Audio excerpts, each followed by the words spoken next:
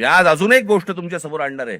माझे पत्रकार बांधव इथे आलेले असतील, तुम्ही विचार करा. आपण जातो, श्रद्धेने जातो, मंदिरात जातो, आपण काही दानपेटीमध्ये टाकतो, ज्याच्यावरती या देशाच्या सगळ्या मंदिरांमध्ये लाखो कोटी रुपये जमा होतात. काय होतात, त्याचं काय होतं काय नाही माहित नाही. त्याचे ट्रस्ट असतात, त्याचे ट्रस्टी असतात सगळे, मग त्याच्यातनं आपल्याला कळतं चोऱ्या होत आहेत. आता हे प्रकरण घ्या. पत्र आहे प्रति माननीय श्री एकनाथ शिंदे साहेब, उपमुख्यमंत्री महाराष्ट्र राज्य. विषय सिद्धिविनायक मंदिर न्यास मधील दानपेटीची चोरीबाबत वरिष्ठ पातळीवरती चौकशी करण्याबाबत. जिथे आपण श्रद्धेने जातो, जिथे दानपेटीमध्ये आपल्याकडे भाविक जातात आणि पैसे टाकतात,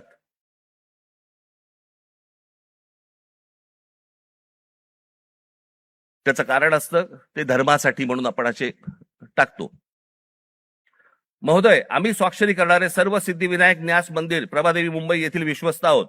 साहेब, आपण विश्वासाने आमची संबंधित ट्रस्टवरती सदस्य म्हणून नियुक्ती केली असून आपल्या विश्वासाला पात्र राहण्याचा आम्ही प्रामाणिकपणे प्रयत्न करत आहोत. भाषा पण बघा, मंदिर आहे का कंपनी येतेच कळत नाही मला. त्यामुळे मंदिरात गेल्या 1.5 वर्षाच्या कालावधीत विविध उपाययोजना राबविताना मंदिराची मिळकत 35% जादा वाढविण्यात आम्ही काही प्रमाणात यशस्वी झालो आहोत. मिळकत तुम्ही कसे यशस्वी झालात? असो महोदय, विश्वस्तांच्या सतर्कतेमुळे मंदिरातल्या दानपेटीतून पैसे चोरणारे कर्मचारी पकडले गेलेले आहेत. हे कर्मचारी पकडण्यापूर्वी दर बुधवारी मंदिरातल्या दानपेटीतील रकमेची मोजदाद ही 50 लाख रुपयाच्या आत होती. मात्र हे कर्मचारी पकडल्यानंतर गेले 3 आठवड्याची दानपेटी रक्कम ही 1.5 कोटी रुपयांच्या घरात पोहोचली आहे. याचाच अर्थ यापूर्वी दर आठवड्याला दानपेटीतील जमा होणाऱ्या काही रकमेतील काही रक्कम ही लंपास होत होती. त्यामुळे दरवर्षी सुमारे 18 कोटी रुपयांचे मंदिराचे नुकसान होत होते. याचे धागेदोरे वरिष्ठ पातळीवर आहेत असा आमचा ठाम संशय आहे.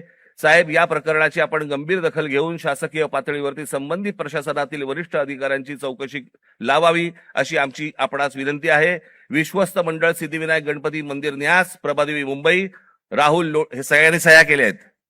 राहुल लोंढे, भास्कर शेट्टी, महेश मुदलियार, जितेंद्र राऊत, मीना कांबळी, मनीषा तुपे, गोपाळ दळवी, सुदर्शन सांगळे, हे त्यांचं पत्र आहे.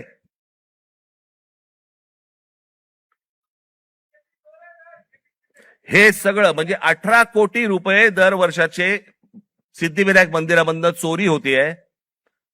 आपण भाबडेपणाने भाविकपणे आपण तिकडे जातोय, दानपेटीमध्ये आपण टाकतोय, हे असल्या चोऱ्या होत आहेत. ही माणसं सगळी मंदिरं लुटतायत.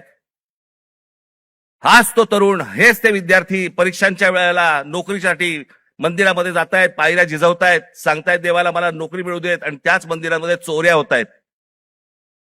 तिकडचेच विश्वस्त चोऱ्या करतायत, तिकडचीच माणसं चोऱ्या करतायत. हा आमचा धर्म, ही आमची धर्माची मंदिरं. सरकारवरती विश्वास ठेवता येत नाही म्हणून मंदिरात जावं, तर मंदिरावरती विश्वास ठेवता येत नाही.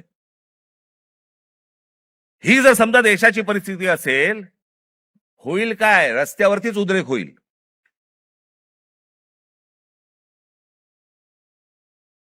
राजकारण सोडून द्या बाजूला. मला असं वाटतं या सगळ्या गोष्टींचा सामूहिक देशाचा म्हणून, राज्याचा म्हणून आपण विचार करणं गरजेचं आहे सर्वांनी मिळून. निवडणुका येतील त्यावेळेला विचार करू वेगळा, पण आज काय परिस्थिती आहे? हे का झालं? कशामुळे झालं? हा उद्रेक का झाला? मला असं वाटतं ह्या गोष्टी समजून घ्यायला नको. अनेक बारीक बारीक बारीक बारीक त्याला लेयर्स आहेत, पापुत्रे आहेत. ते पापुत्रे चढत चढत चढत चढत त्याची वडी झालेली आहे.